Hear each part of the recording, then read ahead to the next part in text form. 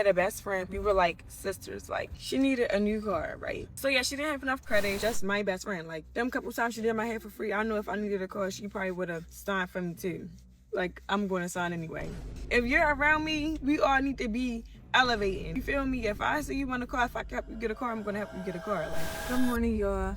This is a story time on the dumbest thing I ever did in my life that caused me to file bankruptcy at the age of 20. I don't know if I'm ready for this. Now, somebody tagged me in this video on TikTok. Y'all are fast. But she said the dumbest financial decision she's made that caused her to file bankruptcy at 20. I see why I was tagged now. Okay. Disclaimer, this is not to shade nobody involved, but this is just genuinely me telling my story on how I had to file bankruptcy at 20 years old. I was 18 years old. I had a best friend. We were like sisters. Like, we met at like 4 and 5. I was 4, she was 5. So like, I've known her my whole life for real. So she needed a new car, right? She asked me to take her to the dealership, but like, I don't like to drive, so I just let her drive, but like, I just rode with her. We get to the dealership and she's basically keep denying her for what she went because she don't have enough credit or whatever. Right. Yeah, like, her credit's cool because we had literally just got our credit cards, and like, I had just turned 18 in August, so my credit card had just came probably like September, October, and she got her credit card either the same time as me or a little after, because I remember my mother helping both of us get credit cards. So yeah, she didn't have enough credit. She was calling her family, you know, asking them can they sign for it, and they're all telling her no. Mind you, I'm 18. Like, I don't even know the importance of, like, I know it's important, but I don't know how important it is for real. So they keep telling her no. So I'm getting offended for her, because it's just like, dang, like, everything you do for these people and like they can't even sign for you. Mind you, I thought it was normal, you know, for your car to be in, not in people's names, but like, my car was in my mother's name. So the fact that her family wasn't doing it was kind of throwing me off or whatever. So what I'm hearing here is she had a best friend, one of her peers, the same age as her, around 18 years old, babies, by the way, fresh out of high school, and her best friend doesn't have credit established, meaning she doesn't have credit history. She has credit, it just probably isn't good because there is no credit to be shown, or maybe she didn't have much, and she's watching her friend struggle to get essentially a cosigner on her vehicle. And real quick, I want to go over the Oxford Dictionary definition of cosign. And the definition says, to cosign means to sign a loan or lease jointly with another person in order to guarantee payment. Also could mean to sign a document jointly with another or others. Now, here's the thing. I've been there. I've been in this exact situation, not with like a friend that could help me or nothing, but like being 18, fresh out of high school, needing a vehicle, going to the car dealership with no credit history, never even had a credit card, going through the loan process and then be told, hey, this is what the interest rate is looking like, and literally be like, what? And so naturally, what do? You go talk to your family. Hey, is there anybody that can help? In my case, that wasn't the case. Nobody could help. And I'm already scared of where this conversation is going because what this got to do with you, ma'am? Like, I get this is your friend, but I'm scared. And this young woman here, luckily, didn't have to experience that because her mother bought a car for her, it sounds like. So she didn't have to experience none of what her friend is going through. So on the outside looking in, it's just like, oh my gosh, why won't they co-sign? Here's the thing. When you decide to co-sign on that loan, if the primary person decides to stop paying on that car for whatever reason, you are now financially responsible for making those payments. Now, that's why a lot of people don't want to do that, including family members, including parents. Yes, I said it. Including parents. They don't want to do that for their children because they're like, hey, my son or daughter may or may not make these payments on time, and I ain't got time for my credit to be messed up. That's what a lot of them are thinking. Let me see where this is going because I'm nervous. Yeah, so they keep telling her no. Mind you, she did hair as well. So she had did my hair for free a couple times, but like, it wasn't nothing of like, every time I get my hair done, it's for free, which I was never complaining because you're my best friend. That's how you make your money. So why would I go to somebody else, or why would I expect you to do it for free when this is your business? Her family telling her no. I caused my mother And I'm like, Ma, you know Q signed for her car. Like I said, my car was in my mother's name. Like, I thought you were supposed to look out for your loved ones, you know, but mind you, I'm not getting the full importance of credit. So, yeah. My mother was like, no. You feel me? Like, she was like, why would I sign for your friend's car? But granted, my mother looked at her like she was her own daughter. So I didn't think it was that serious because, like I said, we've been friends since he started. So I didn't think like, oh, it would have been a problem for my mother to sign for our car because, yet again, I didn't know how important credit was. So when my mother said she's not signing, I then asked and I was like, well, do you think I should sign? Because like, if I could have bought the car, I literally would have bought the car for her.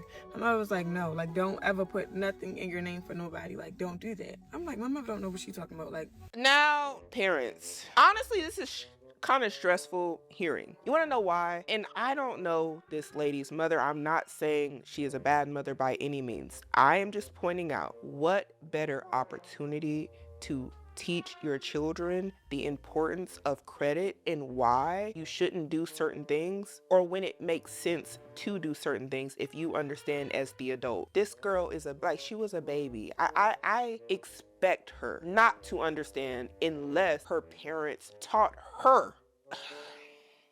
What good is the information if it's just for you?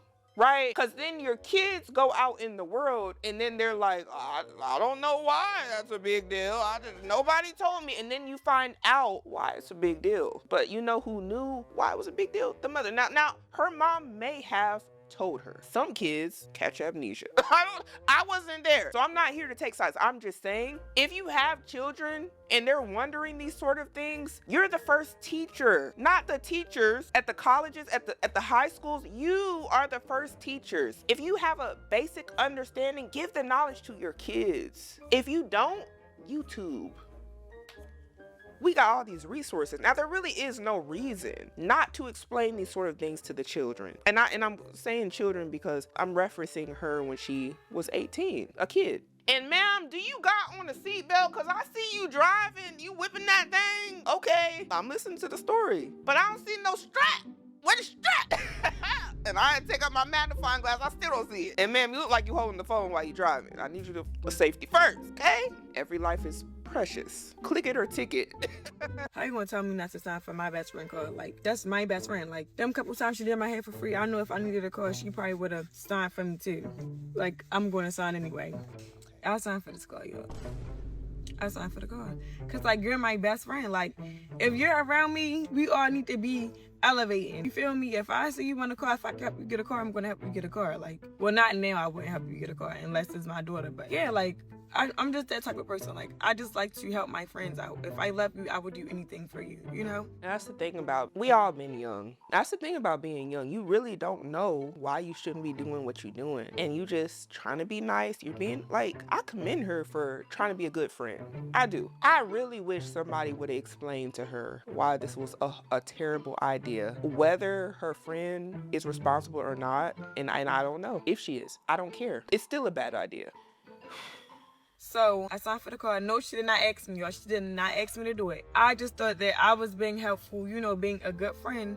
So I signed for her car. Right. She did say, oh, you don't have to. Are you sure? I'm like, yeah, like, why not? Like, why not? Like, you're my best friend. Like, we're basically sisters. Like, I would do it for my sister if I had like a real sister. So like, yes, I would sign for your car. Now, a lot of y'all may be wondering why somebody would co-sign for their friend's car. Many times when you get a co-signer, you can get that interest rate down. It's even better if you get a co-signer that actually has good credit, somewhere in the 700 range or above. You get them as a co-signer, the bank is looking at that person like, hey, they're pretty responsible. They have a credit history that shows that they're on top of things, and we're likely going to get our money back for this car with interest. They're going to pay every month because that's how you get a good credit score, doing those sort of things and reflecting on your credit history. But just to paint another picture, without a cosigner at 18, astronomical interest rates, more than likely. And that's the norm. That is the norm, y'all.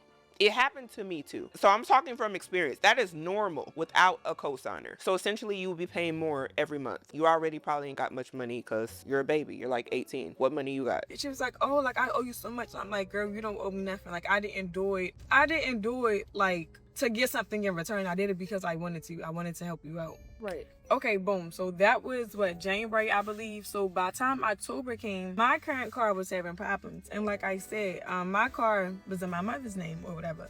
So I knew when I get a new car, I want my car to be in my own name.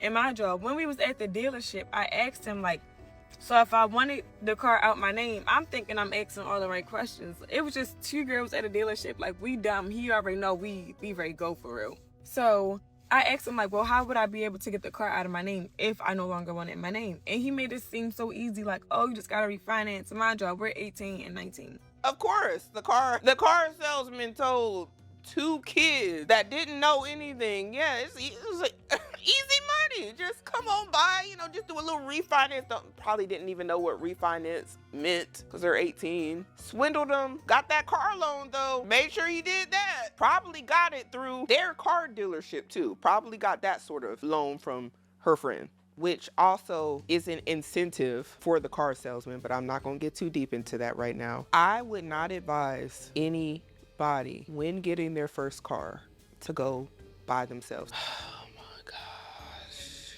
The PTSD. Don't do it. Don't go up there by yourself. Just don't do it, because you don't know what you're looking at. If you can, at least bare minimum, get a phone call with somebody who knows something about cars and tell them, hey, this is the situation, this is what stuff is looking like. That's the best that I could do at the time. It's like, hey, this is what they telling me. But if you actually have a responsible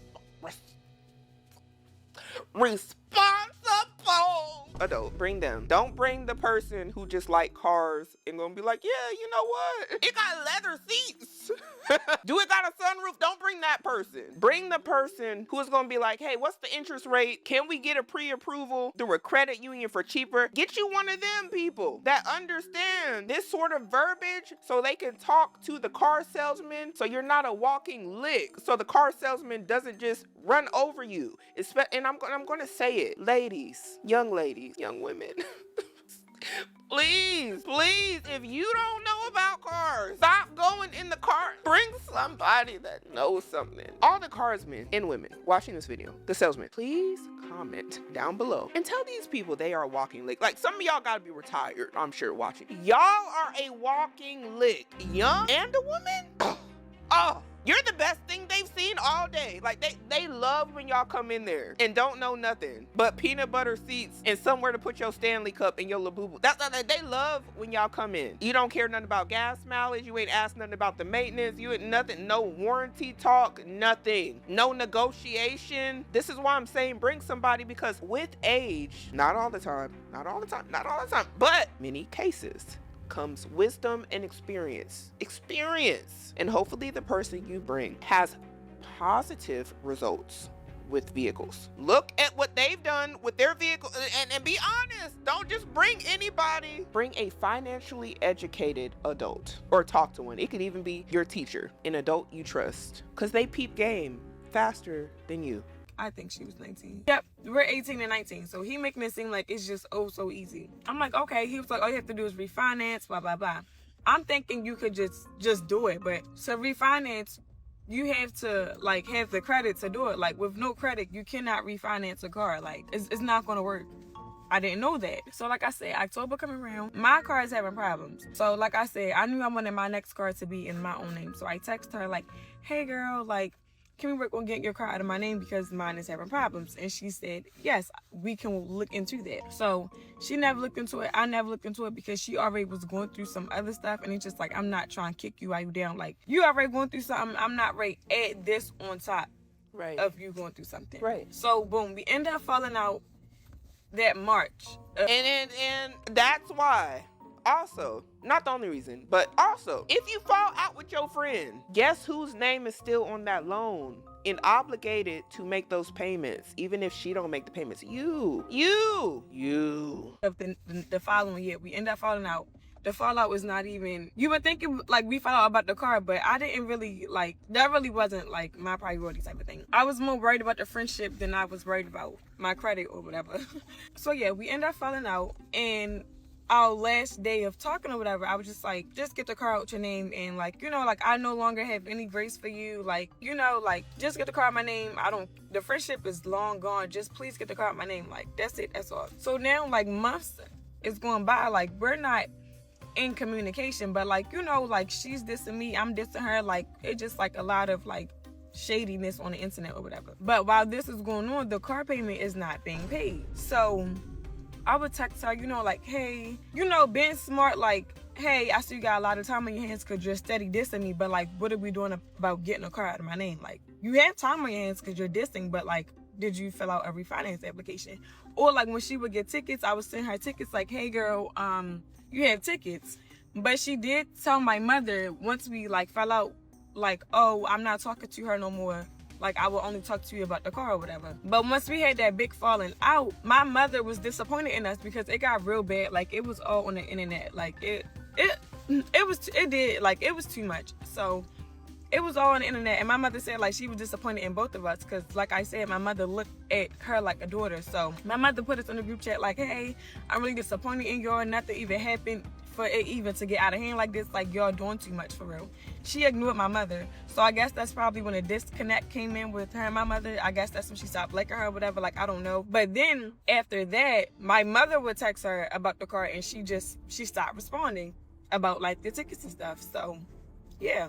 So like I said, I would text her too, like, hey girl, you got tickets, it's been months, your car payment's still not paid, like, like, just get the car out my name, like, please. Like, I'm literally begging and pleading for the car to get out my name because my credit was fried out laid to the side. And not only was like my credit fried out laid to the side, but my car ended up getting totaled out in this whole process. So now I'm car shopping, and every time I go to a dealership, they basically bringing up like, you already got a car in your name, but the payments haven't been paid in months. So it's like, now I gotta explain to the dealership the same thing I'm telling y'all. Then when I finally did get my new car, I couldn't even get my tags right away because it was so many tickets in my name. So I would text and be like, hey, can you please just pay the tickets? And then it would be like, oh, like, I got other stuff to focus on. Paying tickets is not, like, that don't benefit me, that only benefits you. So no, I'm not paying tickets. So that right there was really the icing on the cake.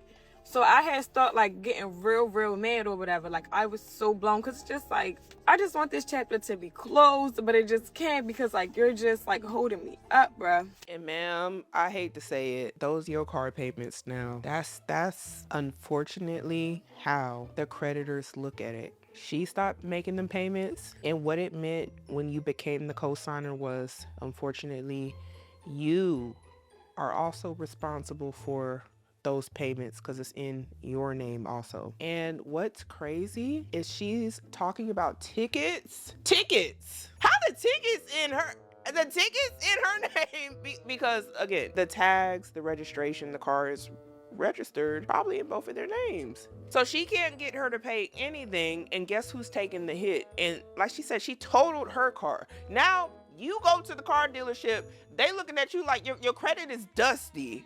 And you know who's about to get a bad interest rate now? Her. Unless she gets a cosigner, maybe her mother or somebody in the family might help her out. But until she is able to fix that issue, her credit shot because she was trying to help her friend. Now, I'm not happy to hear this happened to her, but this is still a very important lesson for many people to learn. And I applaud her for being vulnerable and sharing. I still think, ma'am, you need to put on your seatbelt because safety first. We value your life like we value the credit. Now, but many people don't understand why co-signing is so dangerous. And I'm glad that she is showing and sharing her experience so it can hit home for somebody. Because I know there are likely a bunch of young people watching, or even people in their mid-20s, 30s watching that don't understand why this is a big deal. Financially, a lot of people don't understand the implications of co-signing. And it's not just with cars. It can be with other things, other types of loans. And it can be just as dangerous and financially draining. This woman said she had to file bankruptcy at 20, y'all. Now I'm gonna go through the comments. A lot of people here are talking about their own experiences, saying, mind you, I filed bankruptcy at 34 and now I'm 36. Now girl, I done started over in a major way. Credit is now 782. I have a 3-bedroom, 3-bath house, a Lexus. LOL, girl, life is gonna be fine if you do it the right way this time. And I'm glad she said that. There is room for opportunity for her to bounce back, especially being that this occurred when she was very young. It is still unfortunate. Definitely didn't have to happen. But she can turn it around for sure. As long as she has good spending habits and she has even like financial literacy is so important. A lot of people here are saying, I would sue her. Well, sue for what? Literally, sue for what? Like when you sign saying you co-sign, like that means you agree also to the terms and conditions. Who are you gonna sue? The bank? And this comment here says, on another note, you're such a real friend. I agree. And the thing is, you don't have to be nice. I'm saying that for all the nice people. Nice will get you ran over. You can be kind. Be kind. Nothing wrong with being kind. Nice? Have boundaries. That's what I'll say. Have boundaries. There's nothing wrong with being kind, but being firm and having boundaries that people can't cross. That doesn't make you not nice because you're not a pushover. Another thing I think people need to learn at a very young age, because once you get out into the real world, where when people notice that you're nice, you may get ran over by people who take advantage of nice people. They be like, oh, so-and-so is so nice. They let me do this, they let me do that. They're treating you like that and feel that way about you because they take your niceness for weakness. Be kind to everybody. You ain't gotta be nice. Oh, I love a part two. Hold on, let me get my drink ready.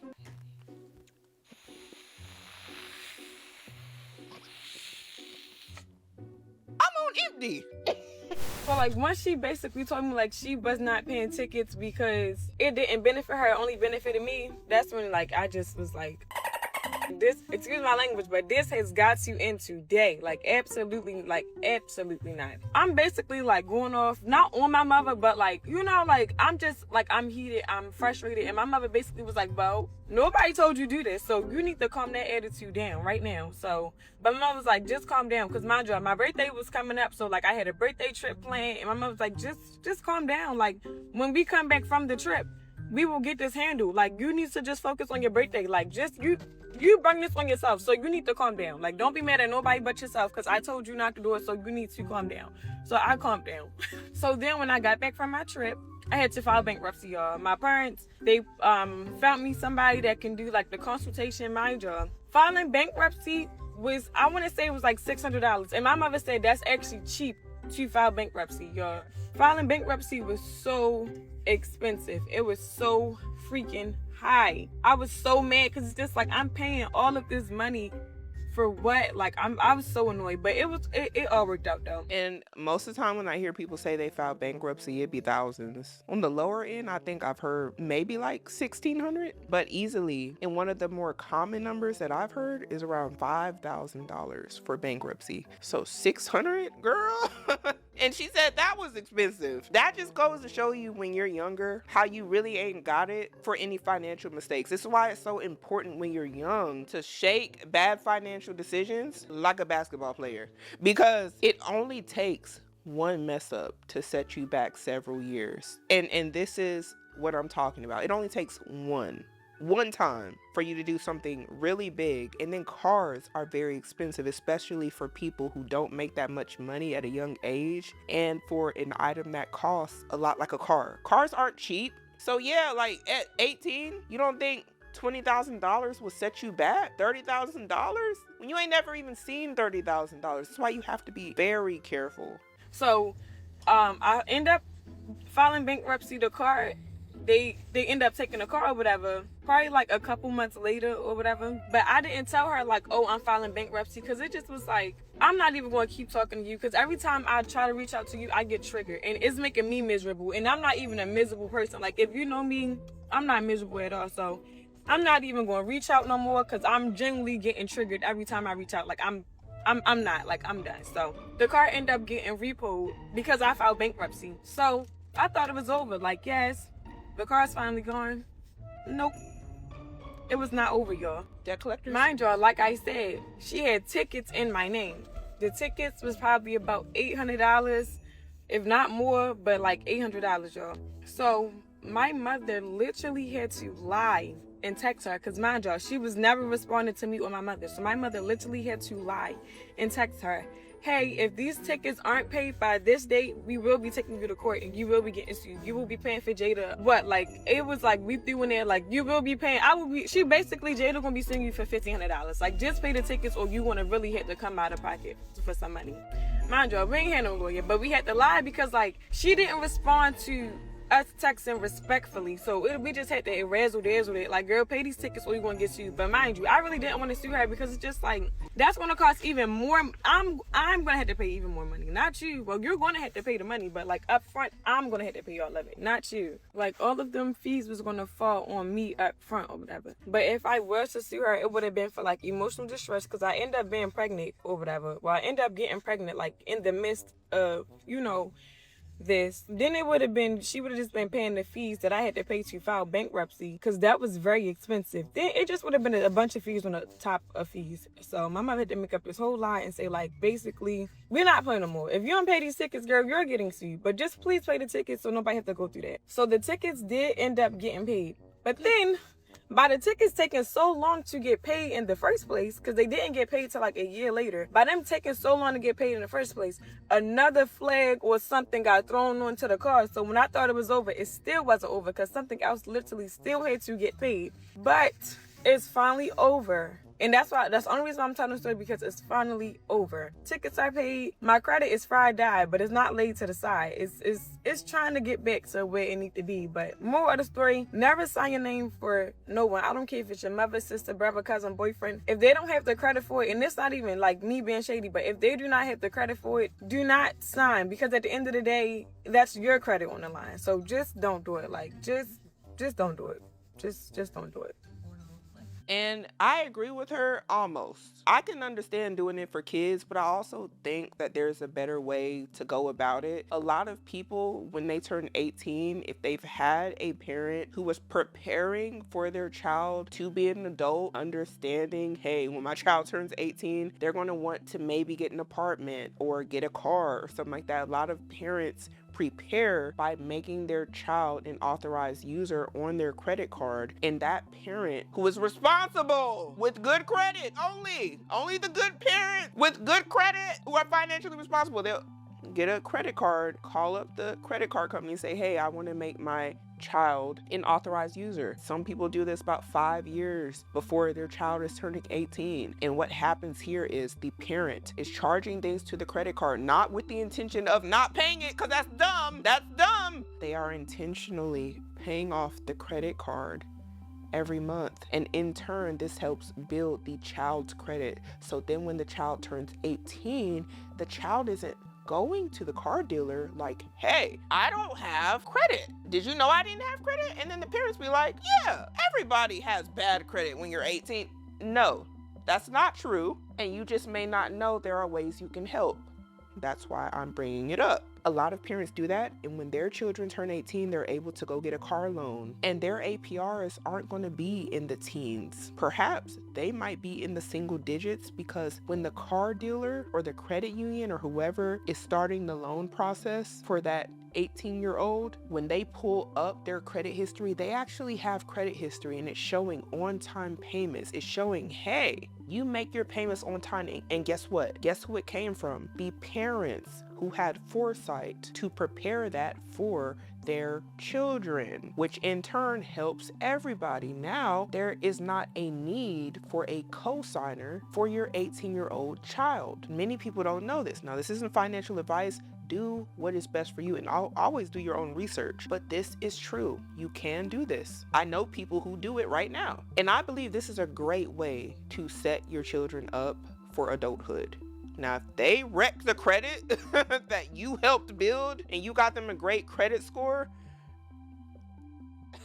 hey, you didn't have to co-sign on nothing that like that. They're gonna have to take the L, and then they'll learn there's consequences for their actions. But y'all, this story was a lot. People are saying here, you're entirely too nice. This is crazy. Take it to small claims. Girl, if you don't sue, y'all, suing is expensive when you don't have it to sue. As she was saying, I can see where she's coming from. She probably did want to sue. And a lot of people are just like, I'm pissed off for you. That's insane. And sue. And I hope that this video has shed some sort of light, or there's something that somebody we can take from this situation, whether you're younger or older, I think that there's a little something in there for everybody. Parents, please set your kids up. Don't just have them thrown to the wolves at 18, because there are ways to help them to avoid the situation that her friend was in. And then also teach your kids about financial literacy, financial terms, teach them the importance of loans, what it means, APRs, credit history. Teach them, like, if y'all know this stuff, don't be selfish, y'all. Sharing is caring. We got to start making better decisions